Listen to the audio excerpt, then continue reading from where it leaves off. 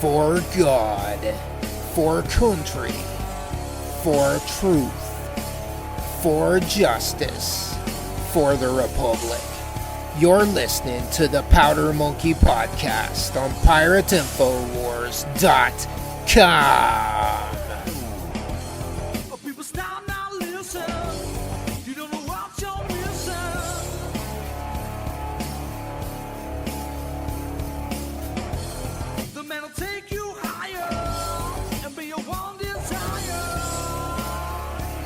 Episode 18 of the Powder Monkey Podcast.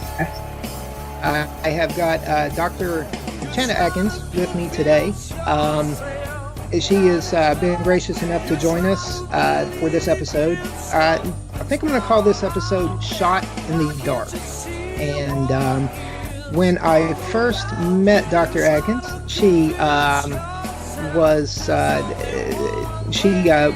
been appointed to the West Virginia House of Delegates for the 31st District, and so I got to a chance to listen to her speak, and she really impressed myself and some of the other people that were with me. Everybody went away from the meeting saying, I'm so refreshed that we have a candidate in West Virginia that's discussing these type of issues, freedom, to sort of choose and also knowledge about what's actually in some of the vaccinations that our children receive and that we receive. So, Chanda, thanks for joining us. How are you today?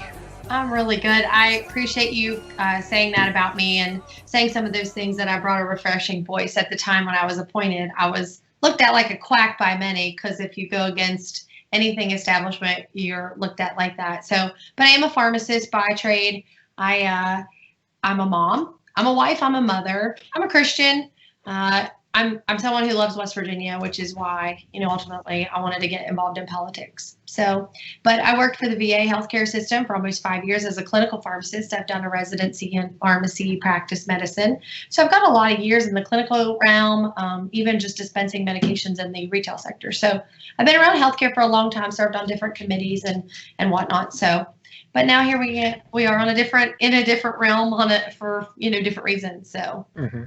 So now you also, I saw a very impassioned speech that you gave before the West Virginia Senate that you had shared. And you mentioned that you are a member of West Virginians for Health Freedom. Yes.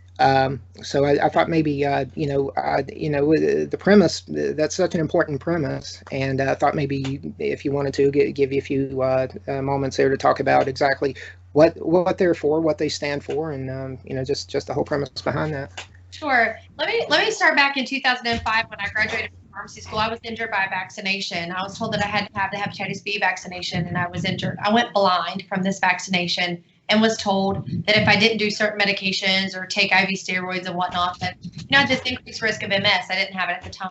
So now I do have MS. Do I say it's the Hep B shot? Do I say it's my genetics?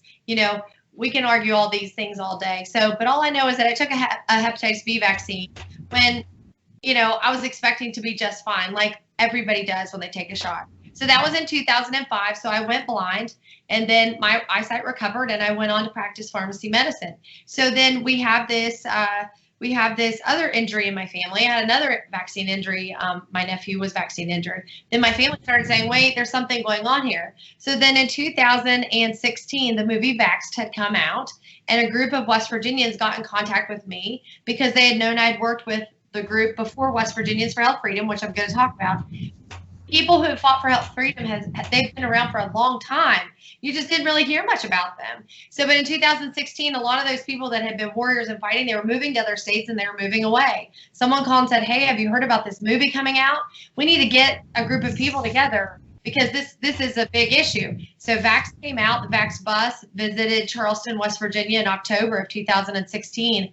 And a lawyer, a physician, a pharmacist, a chiropractor, mothers, people, business owners, we got together like a board of directors and we said, let's put together this nonprofit called West Virginians for Health Freedom and let's see what we can do here because this is a big issue and you can see from the movie Vaxxed. So that was in 2016.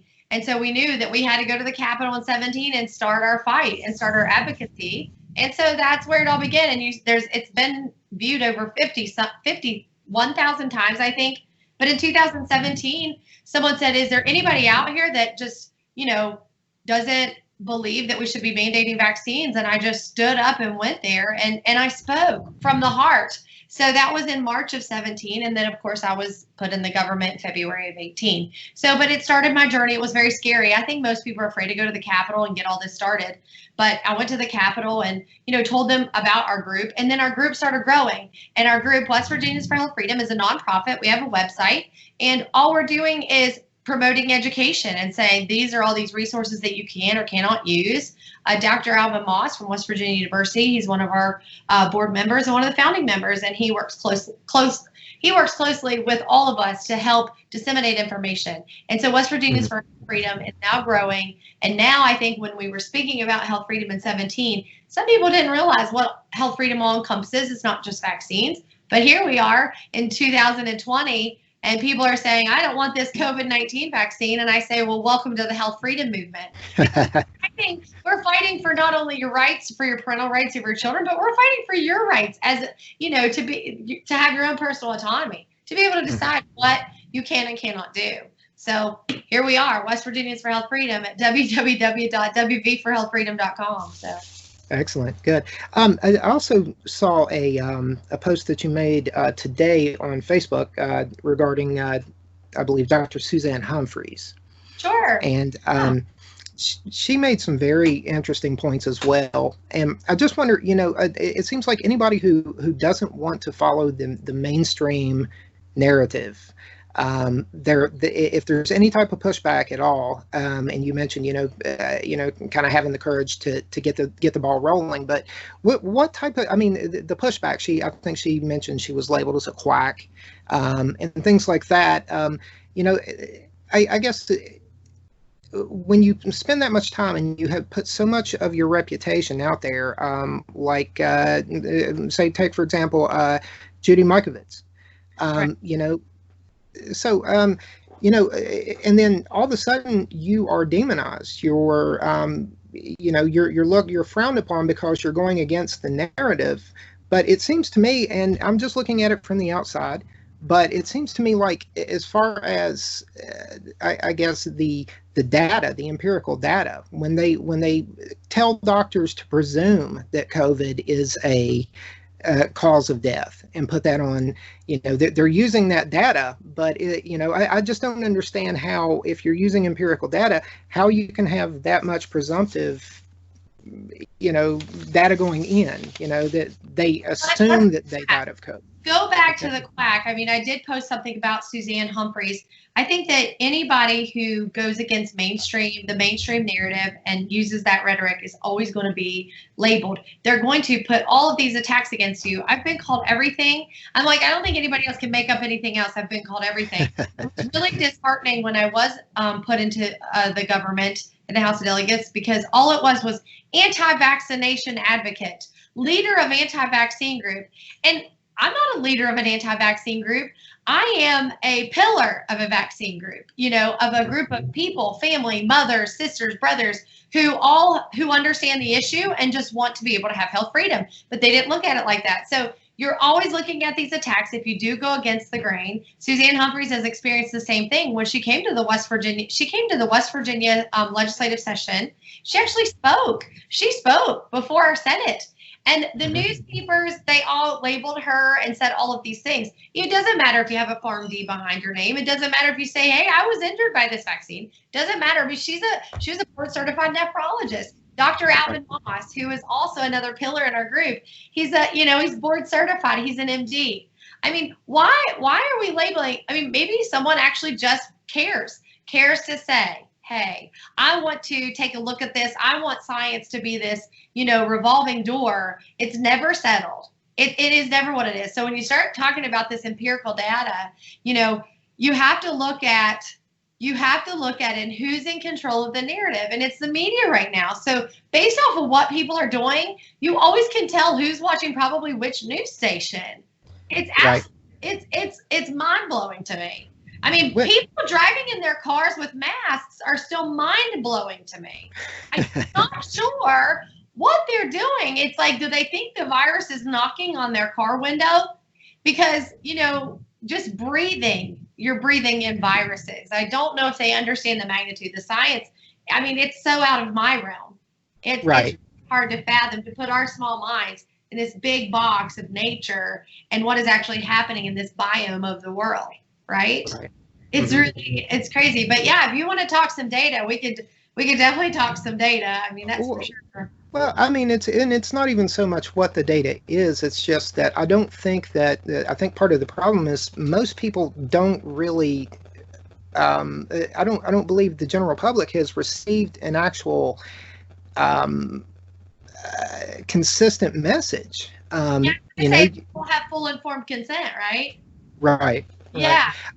I mean, and so I guess when we get to things like informed consent, speaking of that, I know that you're a big proponent of what goes in these things, and I guess for people, I guess one of the big things with vaccines that people have a problem with, I guess, would be the adjuvants that are in them.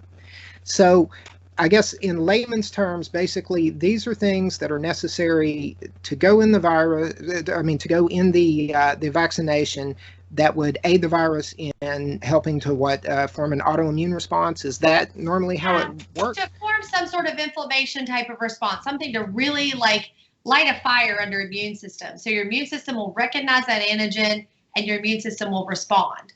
And yeah, the problem that so many of us speak about is there are a lot of adjuvants in those things, and you can find it on the CDC website. If you type in CDC vaccine excipient list, it will pop up all the vaccines and all their ingredients. And I can promise you, you wouldn't drink, probably touch half of the chemicals in those things, let alone think about putting those in your bloodstream, because you're looking at tissues and DNA of animals. Things like that, animals that have been given steroids, animals that have been given antibiotics, animals that have been given hormones, and those are in their tissues, in their cells. And then they're growing these antigens in those animals and those cells and those cultures to grow the vaccine cell lines. So, I mean, there's a lot of problems. Obviously, I'm not a scientist where I've ever grown, vaccine cell culture, but the information is right there. I'm not sure where the disconnect for people to be able to put that together. I have a huge problem when you're using aborted baby fetal cells to grow, a measles virus, because to think that parts of that DNA of that cell from that other human is injected into my human and that could cause a problem. I mean, I think that, physicians need to know that maybe they're not getting the full informed consent when the CDC, FDA says, here, this is what we recommend. Well, are we going to give me the background as to why? Because I'm not okay with it, and so are not a lot of other people. So it kind of, I'm going to throw in a dumbed down Star Wars analogy here, but it seems to me that like a lot of medical professionals, it's kind of like in the Jedi Temple where they're looking for that lost planet for Obi-Wan to go to. And she's like, well, if it's not in the archives, it doesn't exist. Right. And I mean, and that was such an arrogant, I guess, thing to say, but, and they were blinded. And that was sort of to show that. And I think the medical, I guess in some way, I don't know, with all the things that are happening out there and how things like autism has steadily progressed. Hey, it's all good. I have dogs all around here. Welcome to quarantine life. I've got a dog and a family in the other room. So. Hey, no problem. But yeah, I know where you're going to go with this. I mean, you're going to go with like, how can you say like it doesn't exist when you don't have any information to say it does exist? Does that make sense? Exactly. So the government, and actually like there's been some recent requests, and the ICANN Informed Consent Action Network actually FOIA'd the CDC to say, show us if vaccines don't cause autism, show us why they don't. You can't say they don't when you don't know if it does. The data is just not there. And so it's mind blowing to me. I had actually someone who was refuting Dr. Judy in the pandemic video and was saying that, hydroxychloroquine, she's saying that it could. But she's like, hydroxychloroquine cannot cure it. And I'm like, well, how do we know it can't cure it? We don't know that it can't, but we don't know that if it can. But I know if I'm getting ready to die, I would like to take that drug. They talked about the double-blind studies and and then they turn around and is there going to be a double-blind study for this vaccine if we're rushing everything through? And things like that. And I'm also going to point out that why they couldn't find that lost planet is because the data in the archives had been manipulated. Well, and so so I'm just people like I believe Andrew Wakefield, you mentioned the CDC. There have been CDC whistleblowers. They talk about manipulation of the data. And I don't want to spread false information or misinformation. I don't want this interview to be banned, but I think it is important that people talk about these things. Because history, we learn from it, right? World War II, forcing the Jewish people into medical experiments, and then we have the Nuremberg Code. Yes. You think the Nuremberg Code should be our gold standard, but then you had mentioned the Tuskegee Airmen and that whole incident, which went against everything the Nuremberg Code ever established. Right. So to say that this is some sort of like fact checkers could check this interview, but let's look at history. The government has a big time history of screw ups, right? Mm-hmm. And doing bad things to good people. And they do good things too. I'm not saying that they don't. There are good people in the West Virginia legislature that want to do good, right? There's good things in our federal government, but there's some that don't. So the only thing I can say is that people should know all these things and take all that into account and make that decision for themselves, not just take one certain news channel, and say it is what it is. Andrew Wakefield, he's a scientist who did some autism work.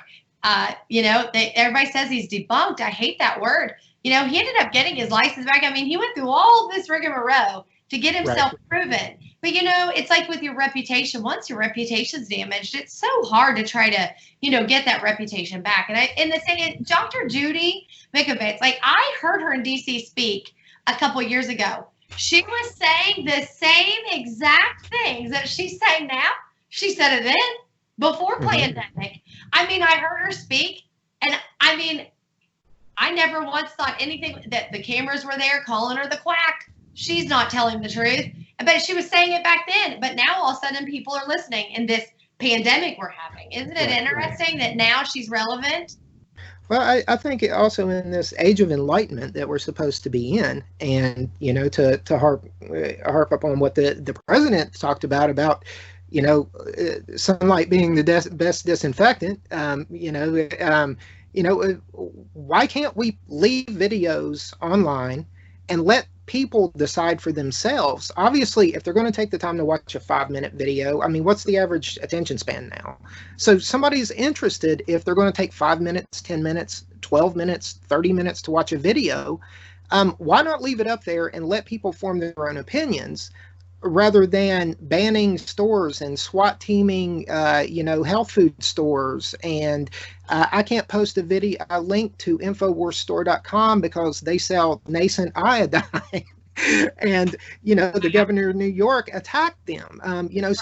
So what kind of precedent is it setting where big tech, in cooperation with big pharma and the World Health Organization, and communist China. I'm just going to throw it all out there. These are my opinions. They're not yours. But this isn't even an opinion. The World Health Organization said we're not really sure. We don't think the masks are really helping. But the Surgeon General said that. And but yet I still drive down the interstate and I'm seeing people wearing their masks in their car. So it's like, well, if we want to keep fake news from people, but why aren't we getting them real news then? If you really don't think the masks are working, why are we forcing people into wearing masks? Why do you want me to wear a mask into a doctor's appointment? I always said, do I need a mask to make your mask work? Many people say that. I'm very fearful of what is getting ready to happen. I've had many people on Facebook because I talked about some of the things that I found in the corruption of the DHHR within West Virginia just while I was in office, because health freedom does mean a lot to me. When I was in office, the PEIA task force, you remember a lot with what happened at the teacher strike. I was appointed right in the middle of a teacher strike. PEIA at that time had teamed up with a drug company, or not, I'm sorry, I don't want to misspeak. It was a insurance company that forced the teachers and service personnel workers, within the education system into a wellness program. Well, that's health freedom. No one should have to take a flu shot to get a point. No one should have to be watching educational videos to get a point to help reduce their premiums. That's still health freedom. It's not just whether or not you want a vaccine. I mean, we have people engorging themselves at the buffet, type 2 diabetics. They've never cared about their health up until now when the WHO says, hey, you shouldn't be wearing masks, but they're still doing it anyway. And now they care about their health, but they're engorging themselves into an oblivion, right? With the blood pressure and the issues, right? So I guess for me, I just try to take all this information and put it out there. So even with and I wanted to be very transparent with everybody. I worked so hard. I was telling senators who'd been in the government for 8 years how to find information. They had been in the government for 8 years. I'd only been there 3 months. And I was sending FOIA requests, and I was trying to find all the information to be able to help form policy to make it better. And the West Virginia DHHR in the summer of August, it was August of 2018, the website just went down, completely went down. The DHHR website went down. And it was right after I'd sent a few FOIA requests. I wanted some information about the way the vaccines came about. Because if you looked at that time, the West Virginia DHHR required 10 extra doses of 3 vaccines for pre-K entry. That blew my mind. Yeah. Blew my mind. You want your kid to go to preschool, okay. So when you went to school, you had 10 less doses of shots. They were just working so hard to get all the Hep A, the Hibs, and the PCVs in these children. And, I just couldn't figure out where this disconnect was, why it wouldn't be required for school, but they wanted it for preschool. I sent the FOIA request, and I wanted to know the rules. I wanted to know everything that went around that. Turns out the website just randomly went down. Like 3 days after the FOIA was sent, and I started making phone calls, and one attorney and I had very coarse words. He was telling me it was just a 10-year mistake, and they were going to correct it.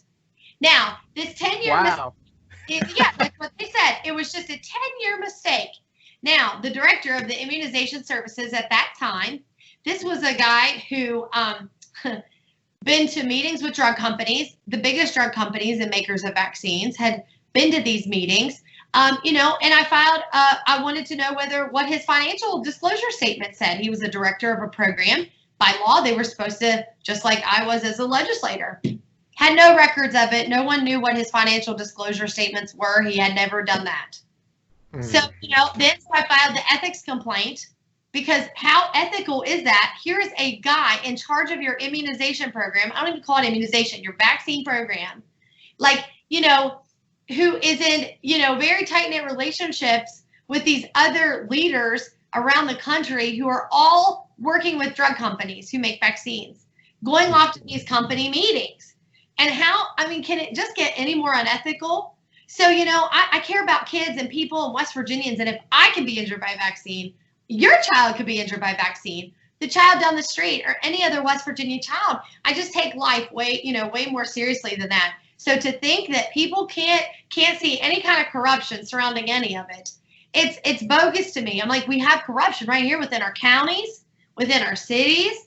Why would you not think that any of this wouldn't be involving corruption? So try to sift through the information and material. Don't just watch one news channel. It's disgusting, honestly. I mean, it's just really, it's absurd.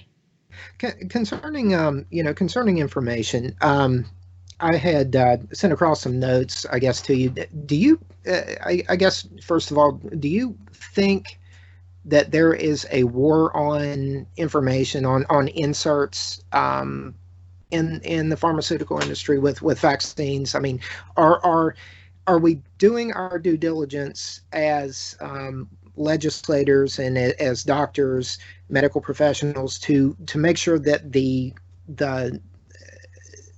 patient has everything that they need? I know that the insert's there, but Well, there's a war on it, yes. And I mean, you can take it right down to before the shot is given. Many times I was going to give a flu shot, and right as I'm filling out the questionnaire, I say to this person, you know, what meds are you on? Have you been sick? And I go through the questionnaire. And I had one patient one time, and I'll never forget it, had been on immune suppressive therapy for more than 20 years. And, you know, when you take a vaccine, your immune system is supposed to respond. But yet we have no studies that say that any patient on this drug for this many years is going to have immune response or not. So potentially I could be giving this person a flu shot that's not going to elicit a response. It would be really essentially worthless, but yet she may be at risk for some sort of injury, whether it be muscle arm injury, because the flu shot holds the most injuries through the vaccine court. We know that the most injuries reported come from the flu shot. So, you know, I'm panicked. And as a provider, I want to do right by her. I want to make sure that she's taken care of. And I'm panicking. I'm reading through the literature. I'm calling other pharmacists. Why her doctor didn't panic?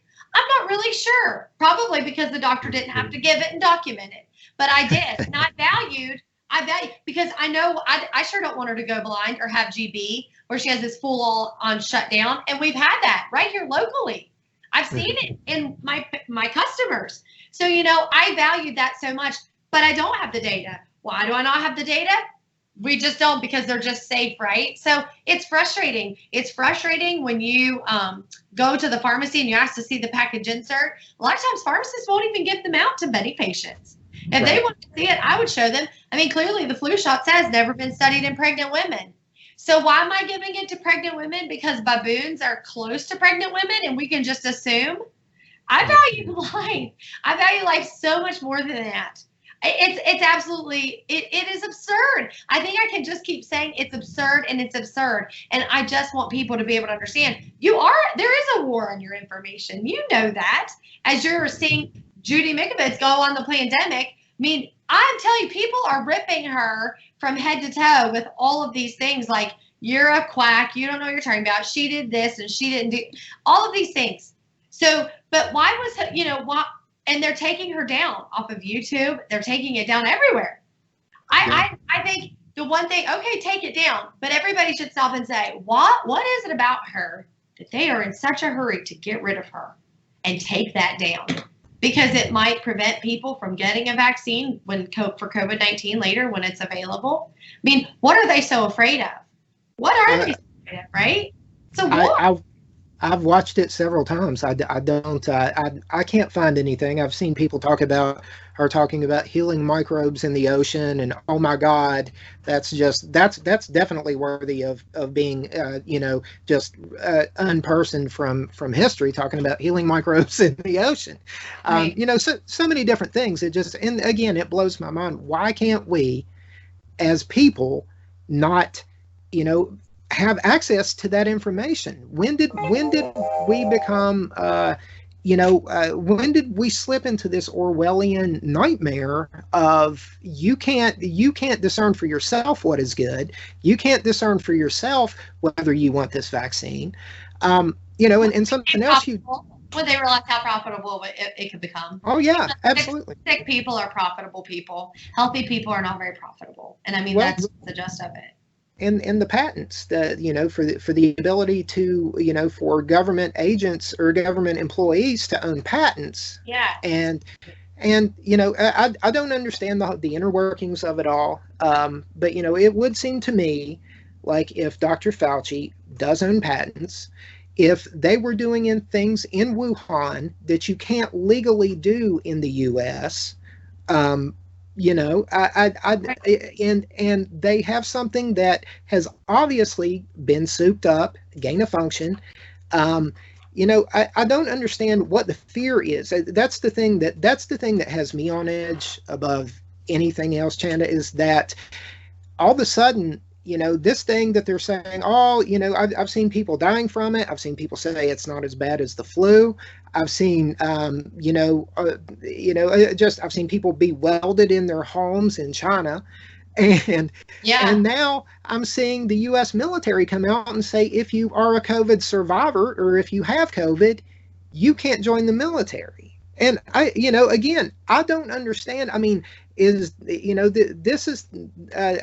it is I'm not going to call it a bioweapon, But if it, I mean, it obviously, it looks to me like it has been engineered. It has been in a lab. So I don't know, but I don't know either. But it's in a family of other coronaviruses like SARS and MERS and like all these things. I mean, H1N1, the big killer from a few years back, it's still around. Mm-hmm. Is this going to go away in a couple years? Will we ever remember that? I mean, the war is on our children. The war is on for our minds. There is a war. I feel like there's always been a war on the American family, on the family unit. There's just it's always a war too. And when you instill fear in people, that's how you can get people will do crazy things when they're scared, right? I mean, we know that people will do things when they're scared. You say, hey, we're going to shut down all grocery stores for one day. Just one day. Can you imagine the uproar of people that would be running to the grocery store? If you just shut them down for one day, the fear that it would pin people. Well, if they shut it down for one day, they'll shut it down for a weekend, then you have mass hysteria. And it's just absolutely, it's ridiculous. Here's another thing that gets me, in doing some of my research.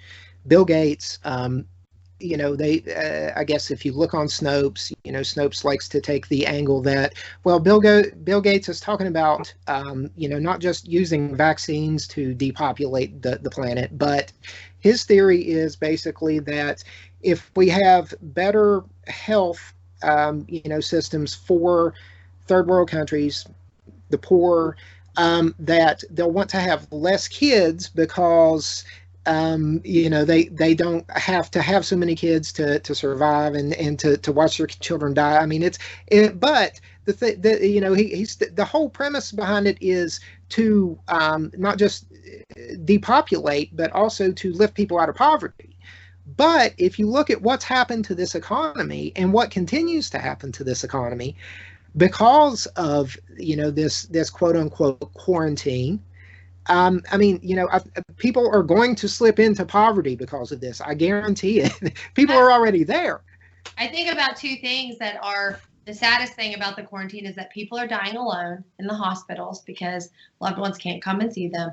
And then people are losing everything, whether they go into bankruptcy, their business and things like, and I've got family businesses within my family and business owners who have been really upset because, a business has been in our family for 40 years and they have the potential to lose it. So to me, yeah, I mean, I'm pretty horrified at that. When you talk about depopulation, you talk about these, very tinfoil hat type of issues, obviously I don't know that guy. I know who he takes pictures with and I know what he says. And I can tell you that I don't care if Bill Gates says that I shouldn't get together with anybody until there's a vaccine. I'm sorry, but I'm going to always get together with people. I've had people, I'm around a lot of unvaccinated, super healthy, neurotypical kids who say, are you worried? And I'm like, I'm not worried about the measles. I'm not worried about the chicken pox. What would make you think I'm worried about this?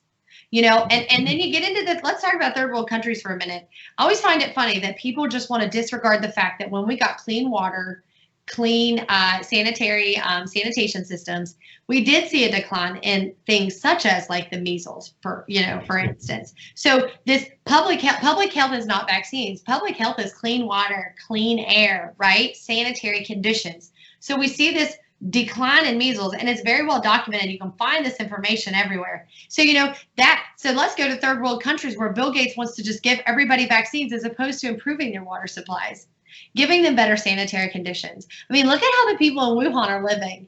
They're living like third world country, right? Not very good, not sanitary conditions. So depopulate or not, I mean, I know Bill Gates has, pushed vaccine programs where these programs have gone to these countries, vaccinated children and injured them.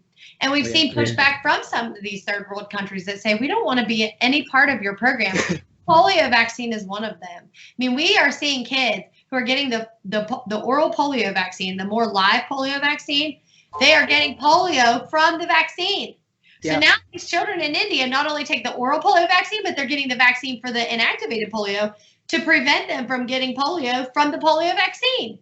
Now, I'm just like, so I don't know what the bureaucrats in India are thinking, but I know what I'm thinking over here. Right. And I just want people to understand, like, what public health has to do with clean water, clean air, and you being healthy and having the accountability as an adult to decide whether or not you want to engorge yourself at the buffet.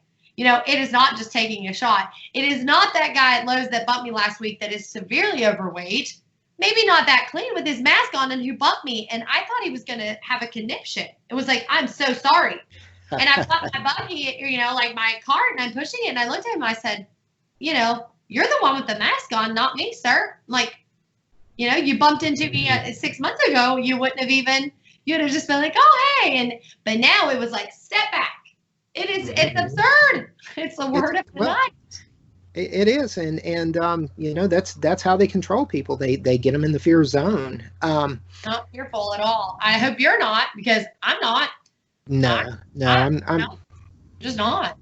As they say here in West Virginia, I ain't scared. I'm not scared either. I mean, like I said, I'm around unvaccinated kids all the time.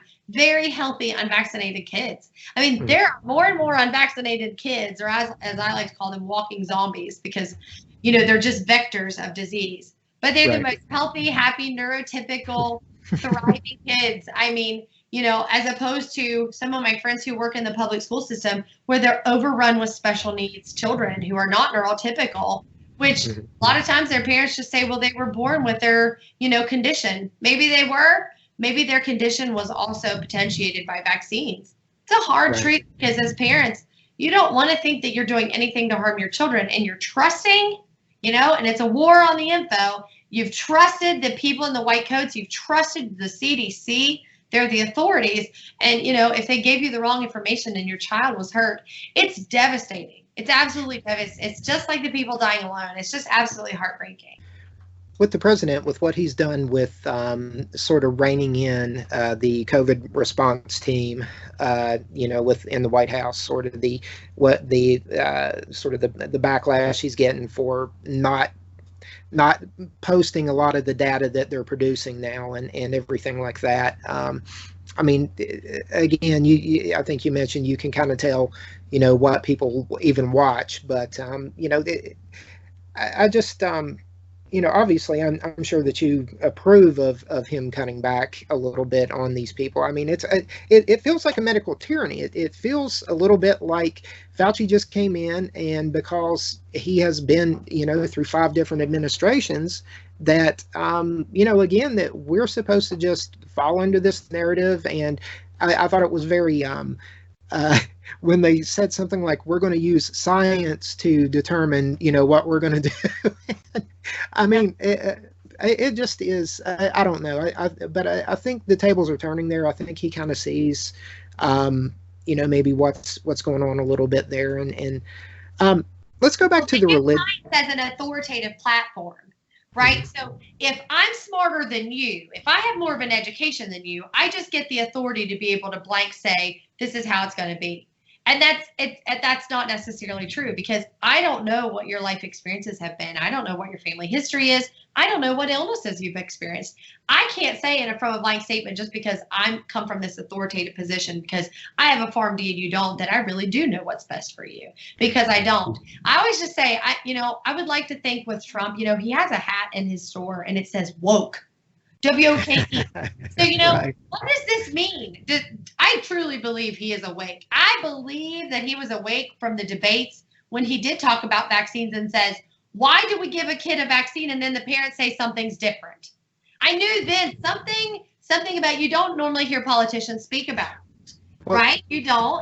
Barron, I think Barron actually was affected by a vaccine, was he not? I do not know that. I think so. I know that people had said that potentially was this and that.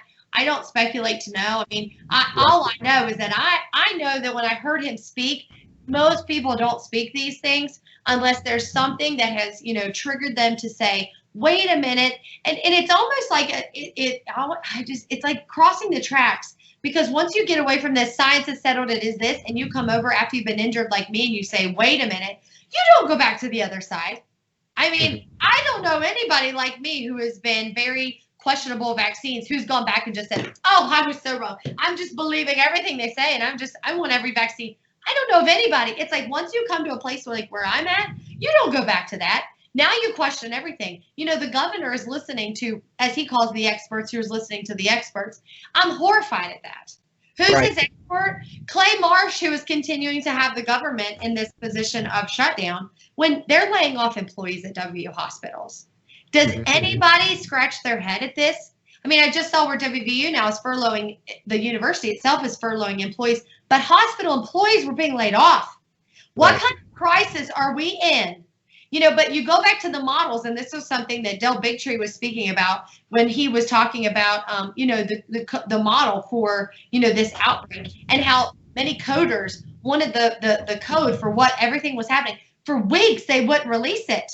They wouldn't say, you know, we've got this scientist in London who was the one who put this model together of what it was going to look like and these millions of deaths, but coders weren't able to see it. Why were they hiding it? What is it that they were doing? It's mind blowing. But yet, if Judy, could you imagine if old Judy, you know, Dr. Judy did that? What it would be like? The quack would do that. But you know, this is a guy in London where his models obviously are seriously wrong, and we are still under. And have been. And that's not the first time.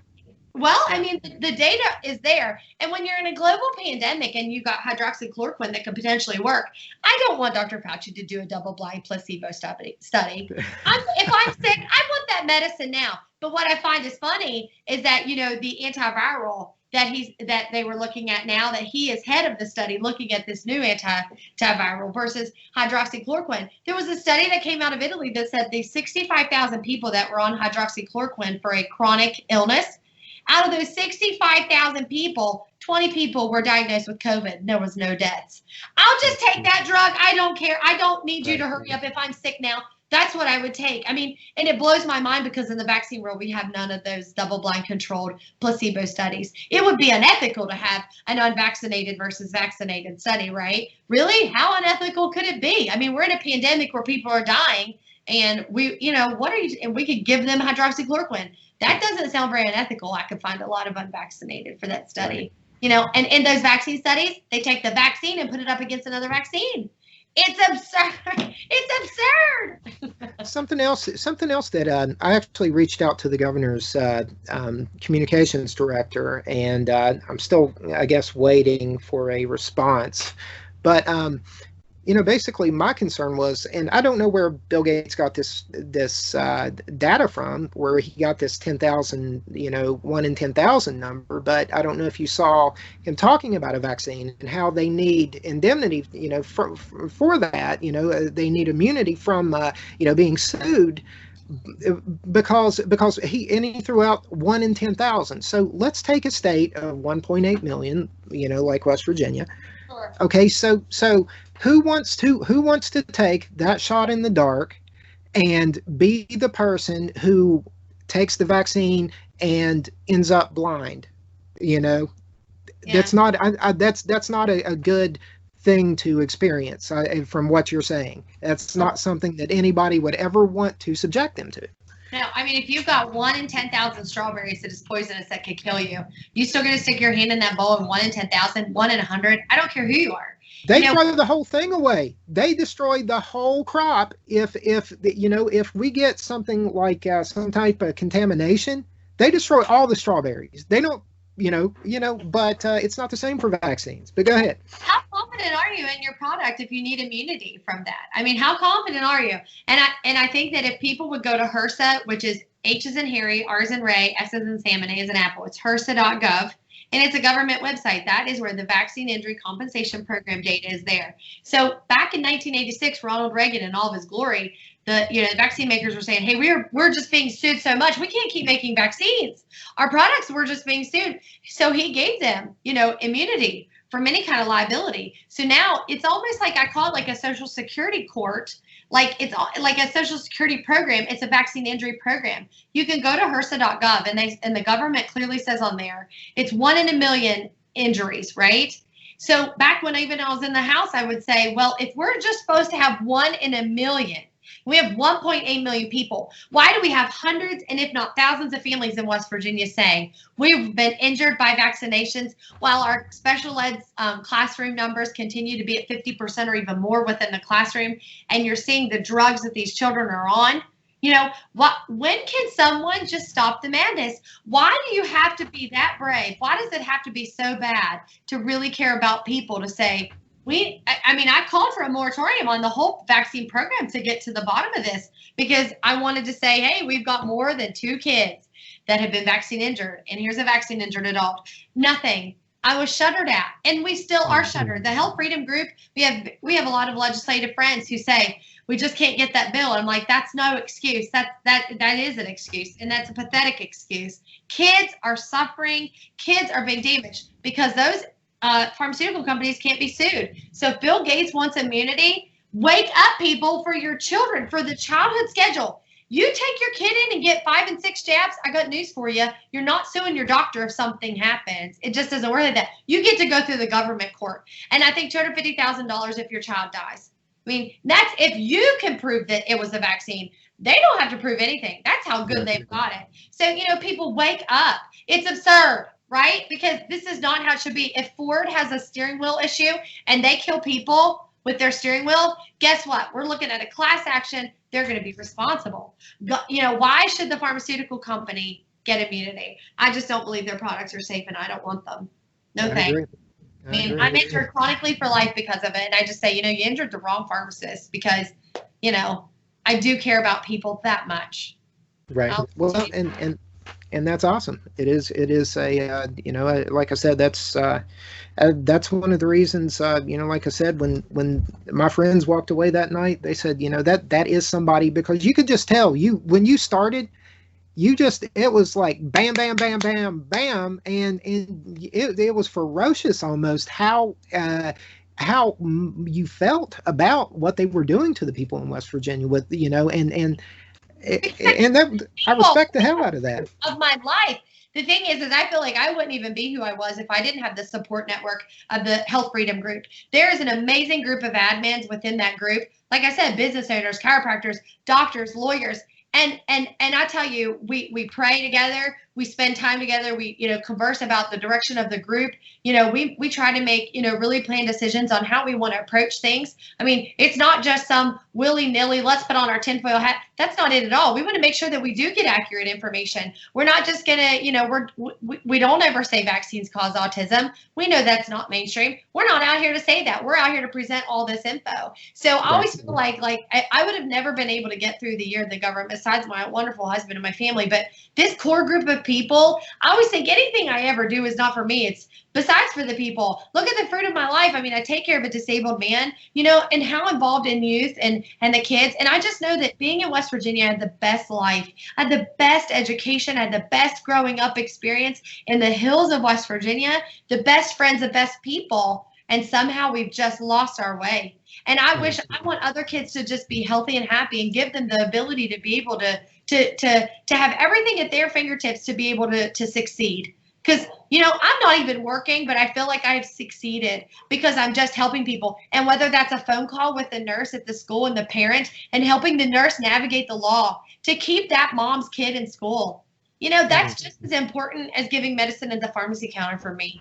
And I do, of course, I love people that much. And if they can't see that, which I think that you just saw it that day. I mean, I grew up here. This is where I live. I chose to have my family here. There's many times now I think, why am I here? Right? And that's sad. Because, I mean, I can't even tell you how great my childhood was growing up. And, my grandfather who drove a school bus. I mean, I just have these great memories that I wish everybody could have, but I know that they could. And I just want these kids to be healthy and happy. And I don't want their parents to have to experience anything. I know for me as a mother now, I would take any injury so my kids wouldn't have to be injured. But instead, these mothers are seeing their children, and I know that they would probably want to take that back, and they can't, because now it's happening to their kids and there's nothing they can do. And once you put it in, you can't take it out. So I appreciate you saying that. I always want people to know how much I love people that much. And if you can't see it, well, then you're just part of the problem. Well, I mean, people by their fruit, and I think you have produced really good fruit. And we appreciate your efforts there. Let's end it on this. We got about 10 minutes, about 11 minutes going into it left. One of your main issues is the religious side of it. So let's go here for a second.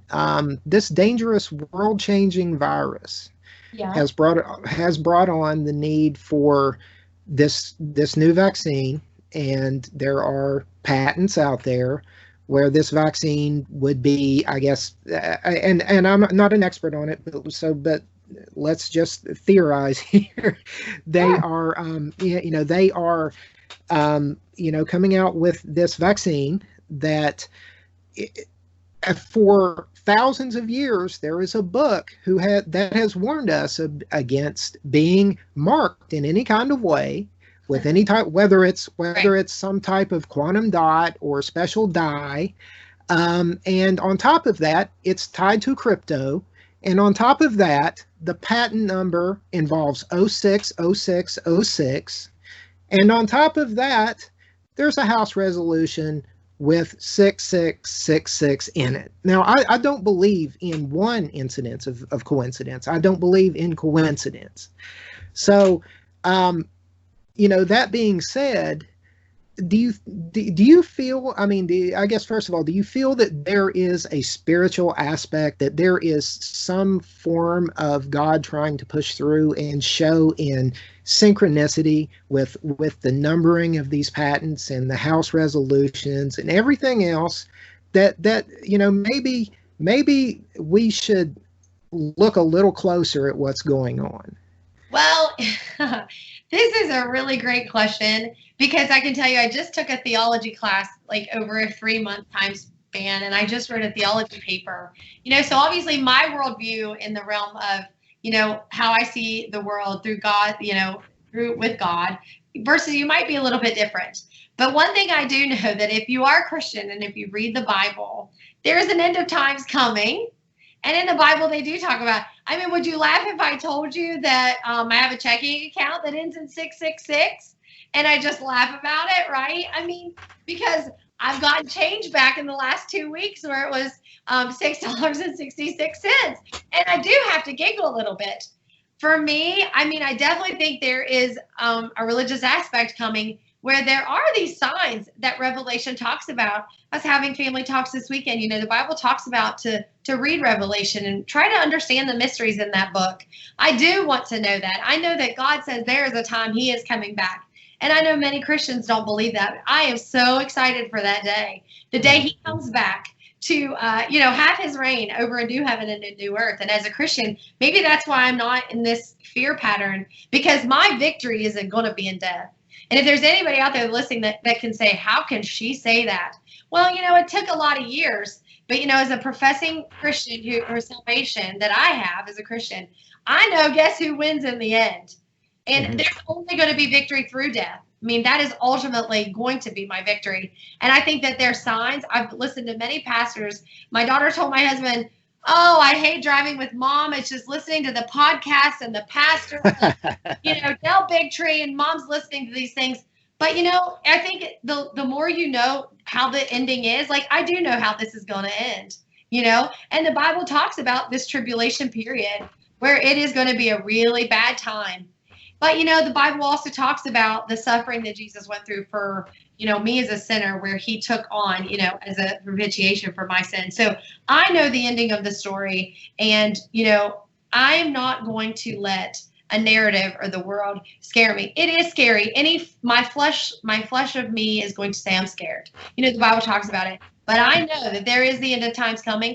I think sometimes our minds are so small. I don't know how this is going to come. Is it going to come through the through pharma and a mandation of a vaccine to go into a grocery store? Is it going to be through your cell phone? Is it going to be some, techie thing that you do have to, have a crypto, identity, through the internet? It's so unfathomable to me. I can't even fathom it. But I know that time will come. I don't know if I'm going to see it in my generation. I've tried to listen to people talk about the signs. There are signs that have come to fruition that the Bible does talk about. It's real. Yeah, it's real. Real. But you know what? People would listen to this and say they're crazy. Well, I am crazy. I'm just going to say I love the Lord so much. You can call me crazy if you want, but I know how this is all going to end. See, you don't. You don't, but I do. And what amazing, that's great news, right? And so it's almost like a ministry in so many ways when people do ask me this. And I'm like, I get to tell people about this amazing peace that I get to have, that actually I'm going to win in the end when I die. They're like, what? How can that be? I'm so scared I don't want to die. Well, there is a peace in knowing that I'm going to die in Christ, and that's okay.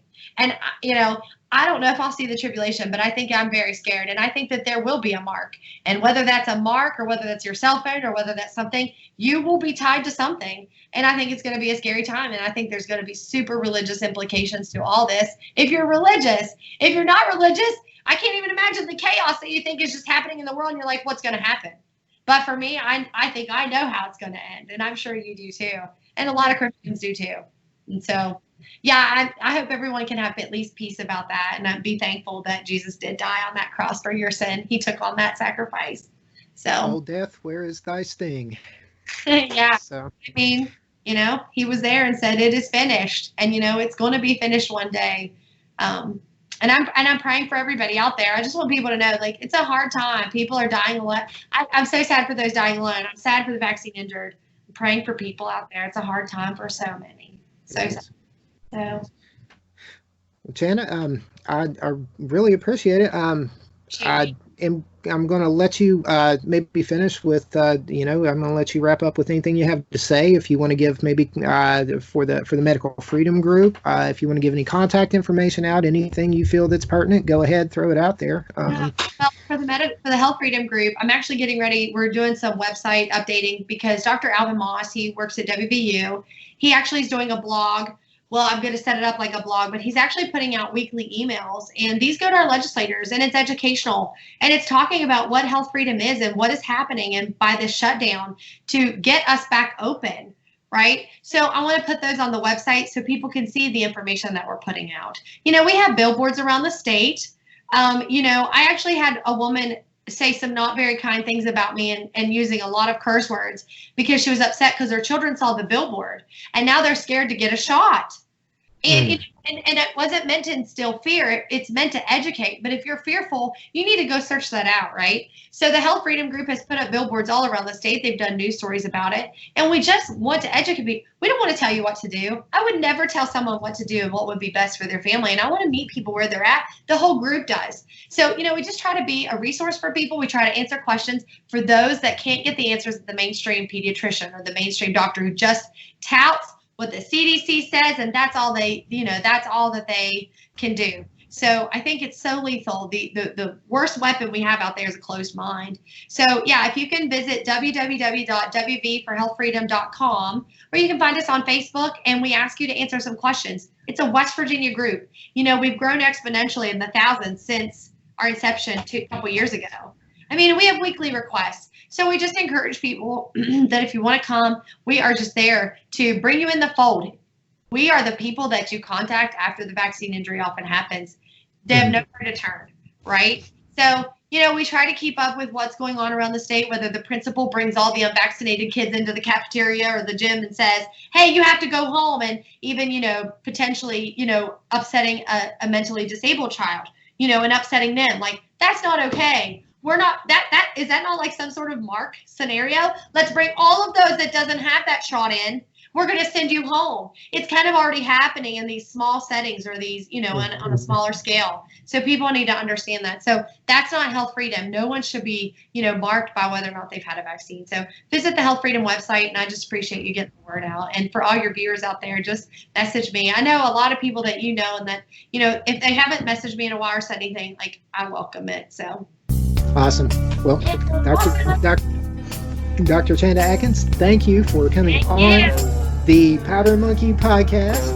Yes. And we greatly appreciate it. And we'll maybe check back in with you, use you as a resource. If things heat up from here, I can't imagine how we'll get any crazier, but who knows? Let's see where Let's do it again. Let's answer some questions. Let's just keep it going because it's tea times in the quarantine. So. Yeah. Thank you, Sean. I appreciate you, buddy. I appreciate you. Thanks for coming on. For God, for country, for truth, for justice, for the Republic. You're listening to the Powder Monkey Podcast on PirateInfoWars.com. It's coming, it's getting near. Our conscience numbing, we have no fear. I called my friends up, and they're all here. We're putting in vodka, yeah,